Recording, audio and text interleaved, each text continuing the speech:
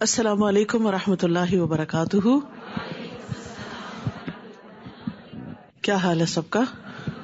الحمدللہ. کل کے پارے کے ہائی لائٹس. توکل کیا ہوتا ہے؟ اپنے معاملات اللہ سبحانہ تعالیٰ کے حوالے کر دینا، اللہ کو اپنا وکیل بنا لینا.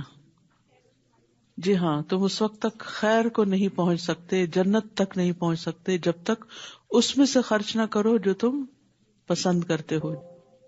ہمیں رشتوں کو جوڑنا ہے، خواہ وہ ہمارے ساتھ اچھا کریں یا نہ کریں. صبر اور تقویٰ بار بار ریپیٹ ہوا. اللہ کی رسی کو سب مل کر مضبوطی سے تھام لو. یعنی اتحاد مسلمانوں کے اندر جبھی ہو سکتا ہے جب لوگ اللہ کی کتاب کے گرد جمع ہو جائیں. امر بالمعروف اور نہی عن المنکر دین کا ایک رکن ہے. داعی جو دعوت دینے والا ہوتا ہے دین کی، وہ نرم مزاج ہوتا ہے. اگر وہ سنگ دل ہو، بد مزاج ہو، تو اس کی ٹیم کے لوگ اس کے ساتھ نہیں چل سکتے، وہ بکھر جاتے ہیں. غور و فکر کرنے سے خشیت پیدا ہوتی ہے، اور اللہ کی خشیت جو ہے وہ پھر معاملات کو درست کرتی ہے. نرمی ہر کام کو خوبصورت بنا دیتی ہے.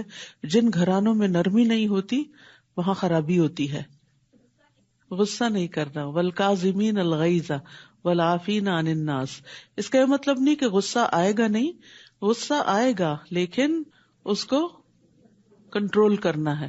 کظم کا مطلب ہوتا ہے وہ جو پانی کی مشق ہوتی ہے نا، اس کے آگے جو ڈوری بندھی بھی ہوتی ہے تو وہ اس پانی کو باہر نہیں نکلنے دیتی.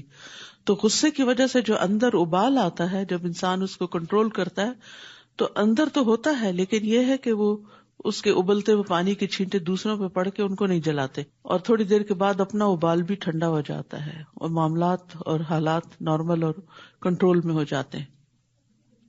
اصل کامیابی آگ سے بچنا اور جنت میں جانا ہے. جو آگ سے بچا لیا گیا اور جنت میں داخل کر دیا گیا وہی دراصل کامیاب ہوا.